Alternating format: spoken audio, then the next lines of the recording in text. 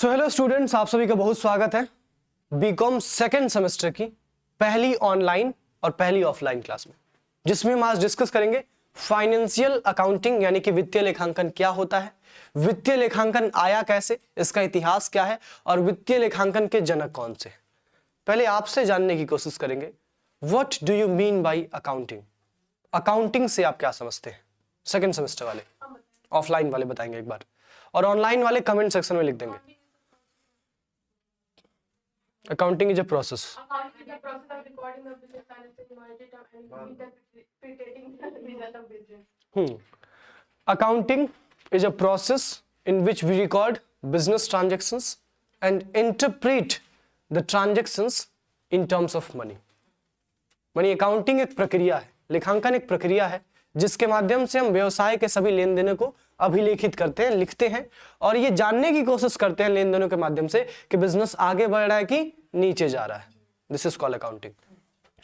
अभी जो accounting subject है, कभी तो किसी के ख्यालों में आया होगा, आज जो हम एक सब्जेक्ट के रूप में पढ़ रहे हैं, कभी तो कभी एक शब्द होगा, कभी तो कभी एक टॉपिक होगा बस। तो अकाउंटिंग एक टॉपिक मात्र था। अगर इंडिया की हम बात करें तो 1890 में 1890 में हिंदुस्तान में एक विद्वान जन्मे, मतलब जन्म तो बहुत पहले हो चुका था उनका। 1890 में उनकी बुद्धि खुल गई, उन्होंने एक किताब लिखी और उसके माध्यम से उन्होंने बताया कि अकाउंटिंग क्या होता है। अब वो सज्जन कौन थे? तो उनका नाम था कल्याण सुब्रमण्य अय्यर। अच्छा, अब इनके नाम से समझ में आ रहा होगा आपको, वो धमाल मूवी वाला याद आ रहा होगा, कल्याण सुब्रमण्य अय्यर। अब जो कल्याण सुब्रमण्य अय्यर साहब हैं, इनका नाम कभी कभी शॉर्ट में KS अय्यर के रूप में भी लिखा जाता है। ये है हमारे देश के अकाउंटिंग के फादर, लेखांकन के जनक, जिन्होंने इंडियन अकाउंटिंग सिस्टम को एस्टेब्लिश किया। हालांकि इससे लगभग 200-300 साल पहले, लगभग 400 साल पहले 1494 यानी 1494 में पूरे विश्व के लिए वर्ल्ड लेवल पे अकाउंटिंग का इन्वेंशन हो चुका था। किसने किया था? Luca Pacioli. इन्होंने भी अपनी किताब लिखी है 1494 में, वो किताब पब्लिश हुई, जिसके माध्यम से लोगों को यह पता चला कि भाई अकाउंटिंग नाम का भी कोई सब्जेक्ट एग्जिस्ट करता है। अच्छा, आपने महसूस किया होगा जब आप बच्चे होंगे तो आप कॉमर्स जानते ही नहीं होंगे। जब आप क्लास 6-7 में होंगे तो आपने फिजिक्स जानते होंगे, आप जानते होंगे 10th के बाद आप साइंस में जा सकते हैं, आप मैथ्स में जा सकते हैं। आप ये जानते होंगे कि 10th के बाद आप इंजीनियर बन सकते हैं, आप डॉक्टर बन सकते हैं, आप साइंटिस्ट बन सकते हैं, आप टीचर बन सकते हैं, आप IAS ऑफिसर बन सकते हैं। लेकिन आप ये कदाचित नहीं जानते होंगे 6-7 में जब आप होंगे कि 12th के बाद ये भी ऑप्शन होता है कि हम CA बन सकते हैं, हम CS बन सकते हैं, या फिर कॉमर्स भी कुछ सब्जेक्ट होता है। नहीं होगा ना? क्यों? आखिर क्यों? लॉजिक क्या इसके पीछे? क्योंकि लेखांकन हिंदुस्तान में ही कब आया? मतलब मान के चलो 1900 में, ठीक है, आया। अच्छा, जीव विज्ञान, भौतिक विज्ञान 500 साल, 1000 साल सुकरात के समय, उससे भी पहले से जीव विज्ञान, भौतिक विज्ञान चला आ रहा है। तो कॉमर्स सब्जेक्ट ही क्योंकि नया है, इसीलिए लोग में प्रचलित नहीं था। अब तो प्रचलित हो रहा है, अब लोग कॉमर्स ऑप्ट भी कर रहे हैं। तो याद रखिएगा पहली चीज कि इंडियन अकाउंटिंग सिस्टम, भारतीय लेखांकन प्रणाली के जनक कौन है? कल्याण सुब्रमण्य अय्यर। 1890 का वो ईयर भी आप याद रखिएगा। साथ ही साथ आप ये याद रखिएगा कि 1494 में एक और साहब थे, उनका नाम क्या था? ल्यूका पेसियोली, जिन्होंने इंडिया में नहीं पूरे वर्ल्ड लेवल पे अकाउंटिंग को इजाद किया, अकाउंटिंग की शुरुआत की उन्होंने। अच्छा, अगर हम बात करें ल्यूका पेसियोली साहब की, किसकी?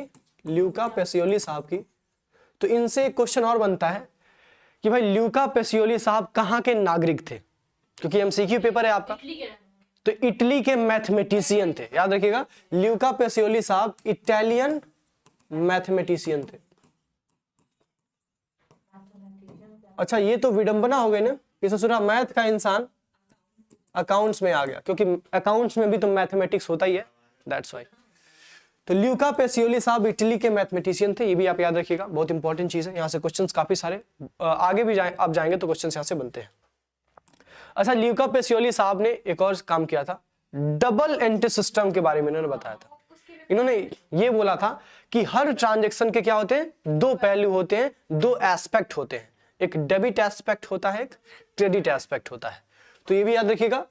ल्यूका पेसियोली साहब को हम फादर ऑफ अकाउंटिंग कह सकते हैं, फादर ऑफ अकाउंटिंग अकाउंट्स, ठीक है, ऐसे लिख लो, या फिर हम father of double entry system भी कह सकते हैं। और तारीख ईयर क्या था, 1494 में अकाउंटिंग का इन्वेंशन हुआ, ठीक है। कहाँ के थे ये, तो इटली के मैथमेटिशियन थे, इटालियन मैथमेटिशियन थे, इटली के गणितज्ञ थे, ये भी याद रखिएगा। ये तो हो गया लेखांकन का इतिहास क्या रहा है पूरी दुनिया के प्रति और हिंदुस्तान में। हिंदुस्तान में क्या रहा है, 1890 में कल्याण सुब्रमण्य अय्यर नाम के एक व्यक्ति थे जिन्होंने लेखांकन की शुरुआत की। दूसरा, पूरे विश्व में क्या रहा है, तो पूरे विश्व में ये रहा है कि 1494 में एक इंसान था, उनका नाम था ल्यूका पेसियोली, जो कि इटली के नागरिक थे और साथ ही साथ गणितज्ञ थे। उन्होंने ये कहा कि भाई अकाउंटिंग नाम की भी कोई सब्जेक्ट होती है, और उन्होंने डबल एंट्री सिस्टम का भी कंसेप्ट दिया था। ठीक है, इतिहास समझ में आ गया।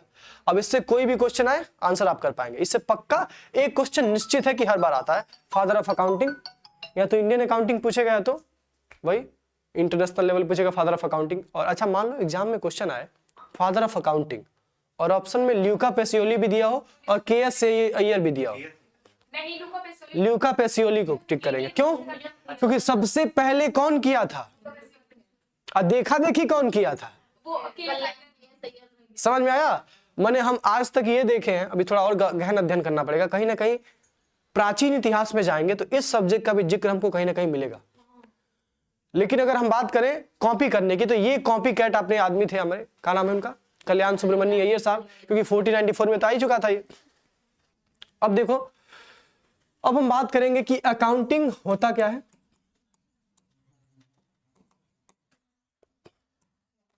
इसके बाद अकाउंटिंग, अकाउंट, अकाउंटेंसी, इन सब्जेक्ट में अंतर क्या है। अकाउंटिंग क्या होता है, तो जैसा कि अभी बताया आपने, accounting is a process of recording the business transactions in monetary terms in books of account and interpreting the results of transactions. और अकाउंट मतलब खाता होता है। बिल्कुल। और अकाउंटिंग एक प्रक्रिया है, अकाउंटिंग इज अ प्रोसेस आप कह सकते हैं, अकाउंटिंग इज अ टेक्निक आप कह सकते हैं, जिसके माध्यम से बिजनेस के ट्रांजैक्शंस को रिकॉर्ड किया जाता है। अकाउंटिंग एक मेथड हो सकता है। अच्छा, अकाउंट क्या है भाई, अकाउंट यानी खाता। तो अकाउंटिंग में जो हम अकाउंट्स खोलते हैं, अकाउंटिंग में रिकॉर्डिंग करने के लिए जो हम लेजर्स बनाते हैं, उसी को हम क्या कहते हैं, अकाउंट कहते हैं। फिर अकाउंटेंसी क्या होता है, तो अकाउंटेंसी सबका बाप है। अकाउंटेंसी वो सब्जेक्ट है, अकाउंटेंसी वो समुद्र है जिसके अंदर ये अकाउंट भी समाहित है और ये अकाउंटिंग भी समाहित है। ठीक है, तो अकाउंटेंसी सब्जेक्ट है, अकाउंट वो खाता है जो अकाउंटिंग करते समय हम खोलते हैं, लेजर्स वगैरह, और अकाउंटिंग वो प्रोसेस है, वो प्रक्रिया है, वो टेक्निक है, वो तकनीक है जिसके माध्यम से पूरी लेखांकन की प्रक्रिया की जाती है।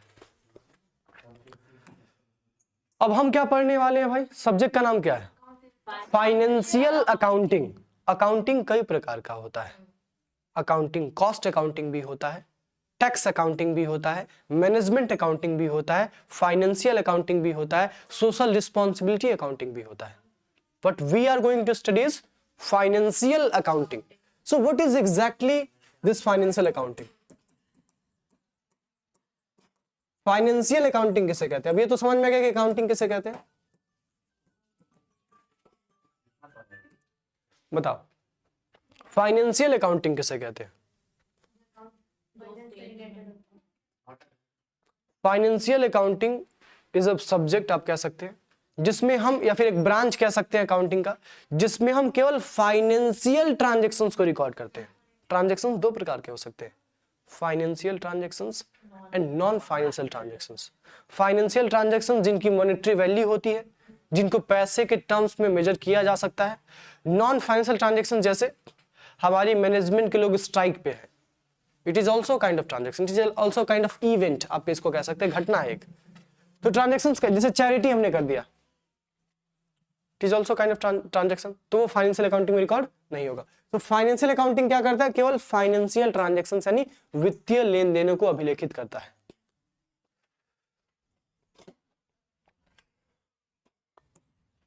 अब लिखिए, आप लोग लिखना शुरू करिए, सब लोग कॉपी खोलेंगे और लिखना शुरू करेंगे। अकाउंटिंग से संबंधित एक बॉडी है इंटरनेशनल लेवल पे, उसका नाम है AICPA। क्या नाम है उसका?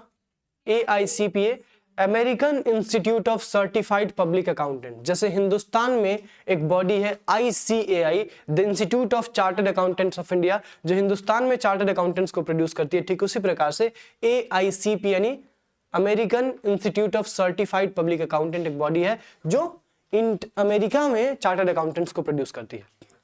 अब ये जो AICPA नाम की बॉडी है, किस नाम की? इसने अकाउंटिंग की डिफिनीशन दी है, ठीक है, उसको आपको बुक में दिया जाएगा, बुक में दिया होगा, हम अलग से लिखवा भी देंगे। वो डिफिनीशन इंपॉर्टेंट है, वो डिफिनीशन कभी कभी रेफरेंस के लिए एग्जाम में पूछा जाता है। आपको मैं अकाउंटिंग का एक ऐसा डिफिनीशन लिखवाता हूं जो आपको याद भी हो जाए, आपको समझ में भी आ जाए और जो रिलेटेड भी हो थोड़ा सा। लिखिए, अकाउंटिंग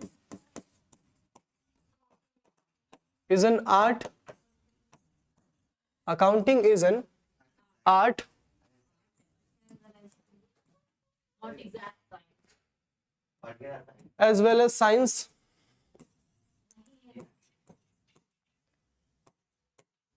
Definition में answer होता है। science of recording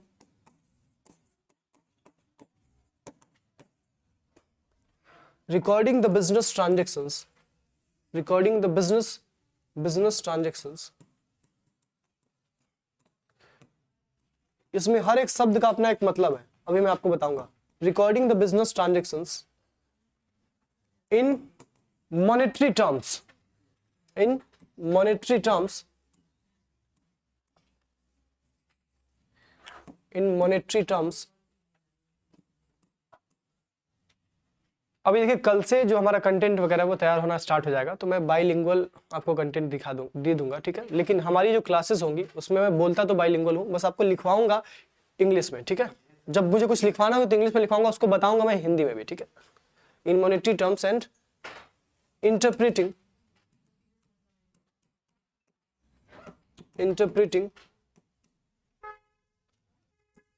the results of those transactions, interpreting the results of those transactions।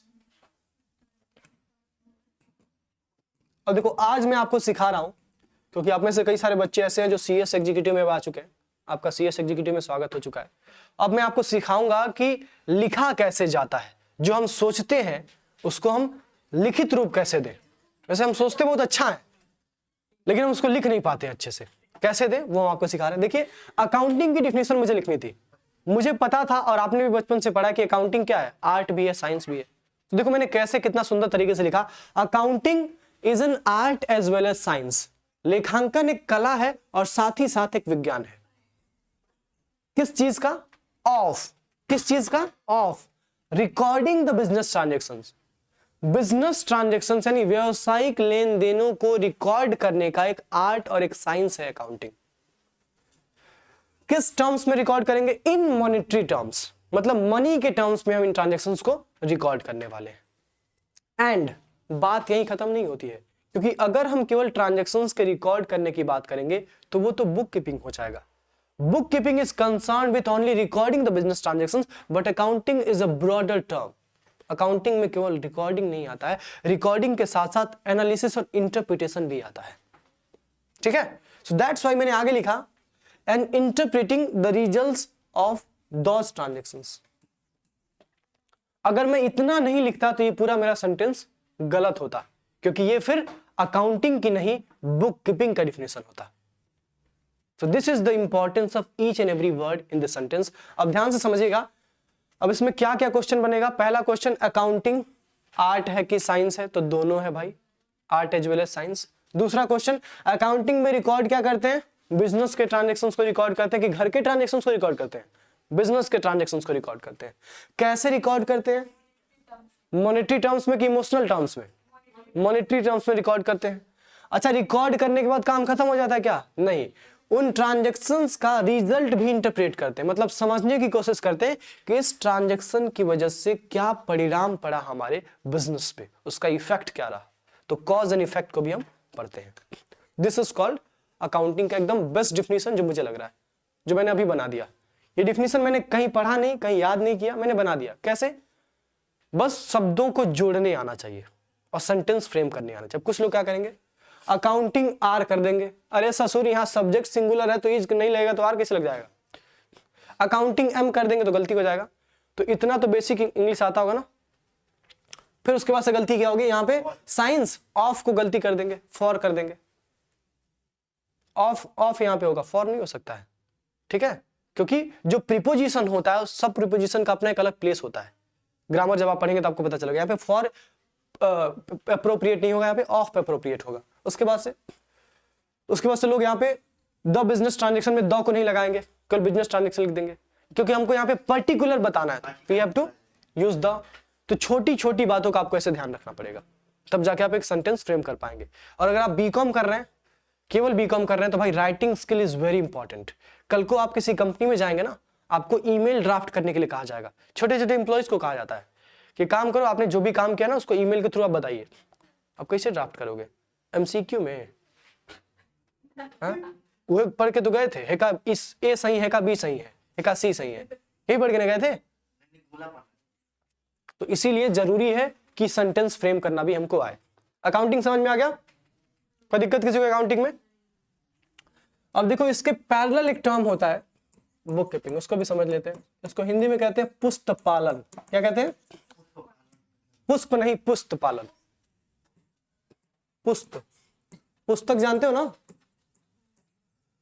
Book keeping यानी कीपिंग बुक्स। कीपिंग बुक्स यानी बुक्स में ट्रांजैक्शंस को रिकॉर्ड करना इज कॉल्ड बुक कीपिंग। वैसे तो अकाउंटिंग में 7 स्टेप होते हैं। अकाउंटिंग प्रक्रिया आपको पता है, an accounting consist of 7 steps, जिसमें से जो शुरू के 4 स्टेप होते हैं वो बुक कीपिंग में होते हैं। शुरू के 5 स्टेप तक, IMRCS तक। उसके बाद क्या होता है? अकाउंटिंग में चला जाता है। अब यहां पे क्वेश्चन कैसे आएगा, बुक कीपिंग क्या है भाई? तो book keeping is an art of recording the business transactions in books of account. खत्म डिफिनेशन।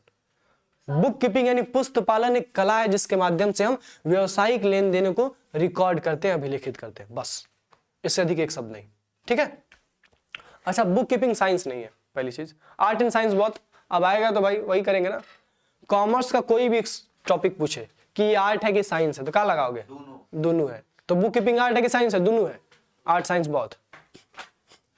अब एक चीज और, आपको पता होगा अकाउंटिंग एक प्रोसेस है। यहां पे थोड़ा सा रेफरेंस लूंगा मैं। अकाउंटिंग एक प्रक्रिया है, लेखांकन एक प्रक्रिया है। अच्छा, किसी भी चीज को प्रोसेस क्यों कहते हैं?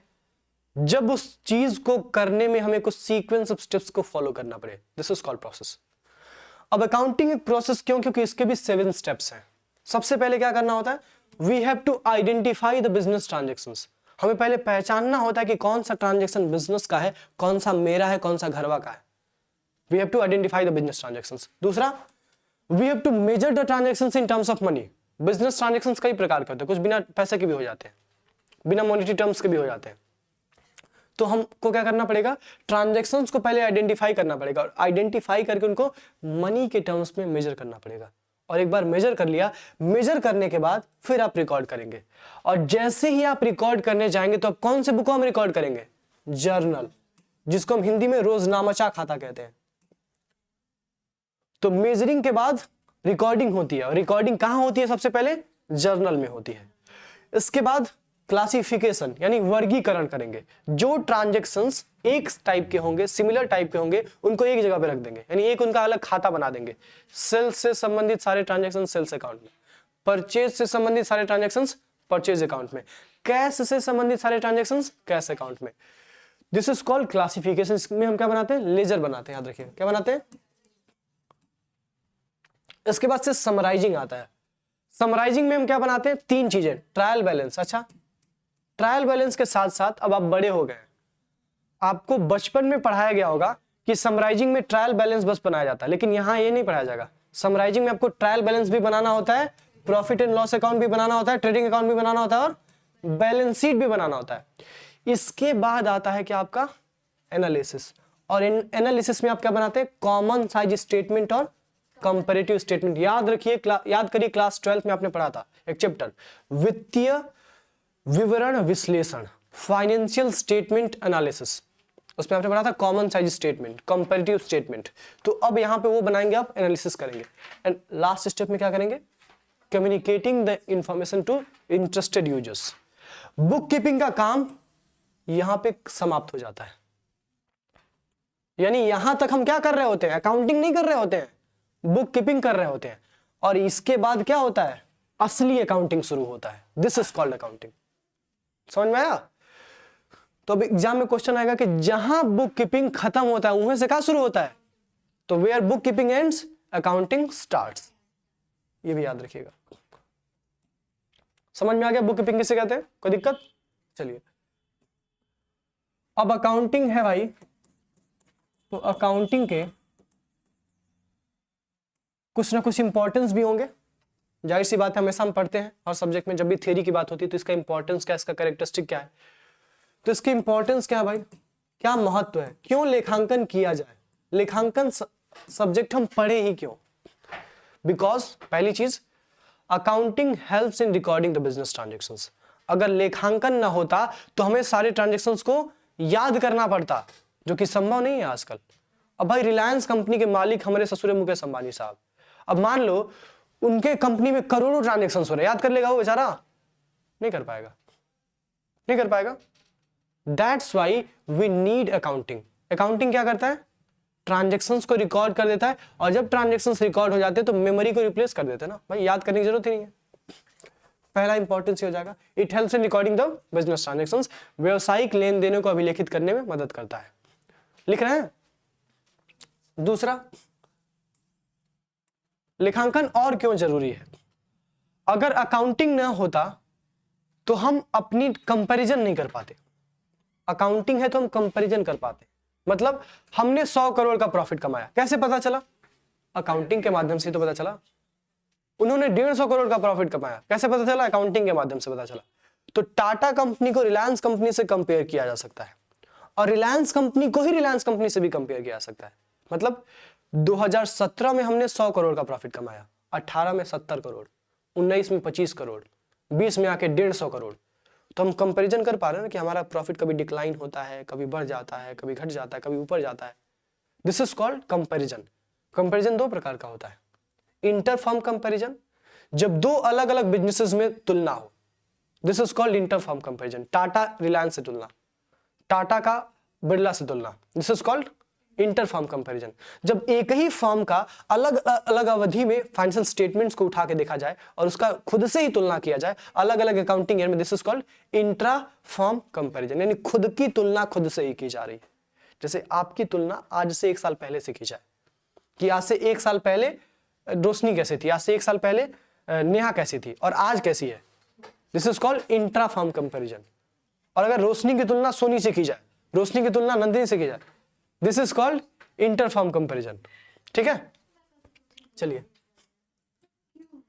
तीसरा, 1 मिनट रुक जाओ। फिर अकाउंटिंग और क्यों इंपॉर्टेंट है ये बताइए, अकाउंटिंग का और क्या इंपॉर्टेंस है? अकाउंटिंग ना होता तो हमको पता कैसे चलता? कम्युनिकेशन। अकाउंटिंग है तो इंफॉर्मेशन कम्युनिकेट कर सकते हैं। ठीक है, तीसरा हो जाएगा। और क्या इंपॉर्टेंस है अकाउंटिंग का? अकाउंटिंग हमको, हाँ क्या बोले बताइए। चलिए लिख लीजिए, accounting helps in recording business transactions. Short में लिख दे रहा हूं, बिजनेस ट्रांजेक्शंस। बच्चे नहीं रहे तुम, सेकंड सेमेस्टर में आ गए हो। दूसरा, अकाउंटिंग हेल्प्स इन किस चीज में? कंपैरिजन, तुलना कर सकते हैं। फिर अकाउंटिंग किस चीज में हेल्प करता है? Helps in providing information to interested users, जो लोग जानना चाहते हैं उनको जानकारी मिलती है। Helps in communication of information कह सकते हैं, कम्युनिकेशन ऑफ इंफॉर्मेशन। शॉर्ट में लिख दे रहा हूं, फिर अकाउंटिंग क्यों जरूरी है? अकाउंटिंग ना होता तो सरकार को टैक्सवा कैसे मिलता? सरकार टैक्स कैलकुलेट कर पाती है कब? जब उसको प्रॉफिट पता होता है तब। तो accounting helps in calculating tax, accounting helps in calculating tax to government. सरकार के लिए इस तरह से उपयोगी है। अच्छा, अकाउंटिंग कंज्यूमर्स के लिए कैसे उपयोगी है? अकाउंटिंग कंज्यूमर, जैसे मान लो हम रिलायंस कंपनी का सामान खरीदते हैं तो हमारे लिए अकाउंटिंग क्यों जरूरी है? और देख सकते हैं ना, कॉस्ट वगैरह देख सकते हैं, कितना कॉस्ट है, कितना मार्जिन है, सब कुछ बताती है कंपनी। जो उसके कॉस्ट रिपोर्ट्स होते हैं उसमें बताती है कंपनी हर एक चीज। सो ये हमारे लिए यूजफुल हो गया। फिर अकाउंटिंग हमारे लिए यूजफुल ये है कि भाई सबसे इंपॉर्टेंट चीज, अकाउंटिंग ना होता तो बिजनेस के ट्रांजेक्शन्स को हम रिकॉर्ड नहीं कर पाते, याद नहीं कर पाते ना सबको। Accounting helps in replacing the memory. कल पहले सभी ट्रांजेक्शन्स को लोग याद रखते हैं। आज भी गांव में जाओगे ना तो छोटे दुकान वाले होते हैं, उनको पता होता है कि कल आपने कितना सामान उधार खरीदा था, आज से 1 महीने पहले कितना सामान उधार खरीदा था। हमारे घर के सामने एक दुकान वाला है, तो कुछ भी उधार लिया था ना उससे, तो सब याद रखता है वो। फिर जाते हैं तो बताता कि भाई इतना रुपया, इतना हिसाब है उसका। तो पहले भाई छोटे ट्रांजेक्शन है, वो तो गुमती वाला है बेचारा, छोटा दुकान किराना स्टोर वाला है, वो तो याद कर लेगा। लेकिन जो बड़े बिजनेसमैन है वो याद नहीं कर पाएंगे, क्योंकि उनके ट्रांजेक्शन्स भी बल्क में है, बहुत बड़े लेवल पे। ठीक है, बस एक last topic, branches of accounting. लेखांकन की शाखाएं कौन कौन सी होती है भाई? सबसे पहला जो हम लोग पढ़ रहे हैं फाइनेंशियल अकाउंटिंग, इसी की इजाद भी सबसे पहले हुई थी। फाइनेंशियल अकाउंटिंग से ही बाकी सारे अकाउंटिंग्स इमर्ज हुए हैं। तो सबसे पहला कौन सा होगा? फाइनेंशियल अकाउंटिंग यानी कि वित्तीय लेखांकन। दूसरा कौन सा है? कॉस्ट अकाउंटिंग यानी लागत लेखांकन। तीसरा आपका टैक्स अकाउंटिंग यानी कर लेखांकन। चौथा है आपका मैनेजमेंट अकाउंटिंग यानी प्रबंधन लेखांकन, मैनेजमेंट अकाउंटिंग। पांचवा है आपका सोशल रिस्पॉन्सिबिलिटी अकाउंटिंग यानी सामाजिक जिम्मेदारी लेखांकन। जैसे आपने CSR के बारे में पढ़ा होगा, कॉर्पोरेट सोशल रिस्पॉन्सिबिलिटी, उसके लिए भी पूरी प्रॉपर अकाउंटिंग की जाती है। This is called social responsibility accounting. तो ये 5 है, financial accounting, cost accounting, tax accounting, management accounting, social responsibility accounting. हो गया? चलिए, तो ये अकाउंटिंग के ब्रांचेज हैं, थोड़ा सा पढ़ लेते हैं इसके बारे में। फाइनेंशियल अकाउंटिंग यानी वित्तीय लेखांकन, वो लेखांकन जो वित्तीय लेन देनों को अभिलेखित करे। The accounting which deals in recording the financial transaction, this is called financial accounting. दूसरा, what is cost accounting? The accounting which helps in ascertaining the cost of a product. किसी भी सामान को बनाने में कितना खर्चा लगा है, कितना कॉस्ट लगा है, उसको जो बताए वो क्या होगा? टैक्स अकाउंटिंग, हमको कितना टैक्स पे करना है सरकार को, this is called tax accounting. अच्छा, टैक्स 2 प्रकार का होता है, इनकम टैक्स, GST भी आ गया है आज। इनडायरेक्ट टैक्स, डायरेक्ट टैक्स, वही इनकम टैक्स है, फिर GST है। तो GST कितना जाएगा और इनकम टैक्स कितना जाएगा, ये कैसे पता चलेगा? टैक्स अकाउंटिंग से पता चलेगा। मैनेजमेंट अकाउंटिंग, मैनेजमेंट कितनी एफिशिएंट तरीके से काम करते हैं, इसके लिए ऑडिट होता है, मैनेजमेंट ऑडिट, इंटरनल ऑडिट। तो उसके लिए हम क्या करते हैं? Management accounting. और सोशल रिस्पॉन्सिबिलिटी अकाउंटिंग, हम खुद का भला तो कर रहे हैं, रिलायंस कंपनी निरंतर आगे तो बढ़ रही है, लेकिन रिलायंस कंपनी कितना कंट्रीब्यूट सोसाइटी को कर रही है उसका भी तो लेखांकन होना चाहिए। This is called social responsibility accounting. ठीक है, ये आपके 5 अकाउंटिंग के ब्रांचेज हो गए जो इंपॉर्टेंट है, एग्जाम में इससे क्वेश्चंस आते हैं। सबसे बेसिक क्वेश्चन एग्जाम में ये आता है कि जो फाइनेंशियल अकाउंटिंग होता है उसमें हम क्या करते हैं? तो फाइनेंशियल ट्रांजेक्शन्स को रिकॉर्ड करते हैं। जो कॉस्ट अकाउंटिंग होता है उसमें हम क्या करते हैं? तो कॉस्ट को असर्टेन करते हैं। टैक्स अकाउंटिंग में टैक्स कैलकुलेट करते हैं। सोशल रिस्पॉन्सिबिलिटी अकाउंटिंग में देखते हैं कि समाज के प्रति कितना आपके कंपनी ने किया है, आपके कॉर्पोरेट ने कंट्रीब्यूट किया है। That's it. तो ये है आपका अकाउंटिंग का पहला इंट्रोडक्टरी लेक्चर। कैसा लगा लेक्चर? क्या टॉपिक जो मैंने आज समझाया आपको समझ में आया? एक बार कमेंट सेक्शन में जरूर बताइएगा। और साथ ही साथ अगर आपने अभी तक सारथी बैच नहीं ज्वाइन किया और अगर आप इसको यूट्यूब पे देख रहे हैं तो आप सारथी बैच भी ज्वाइन कर सकते हैं by downloading the Target Gurukul mobile app.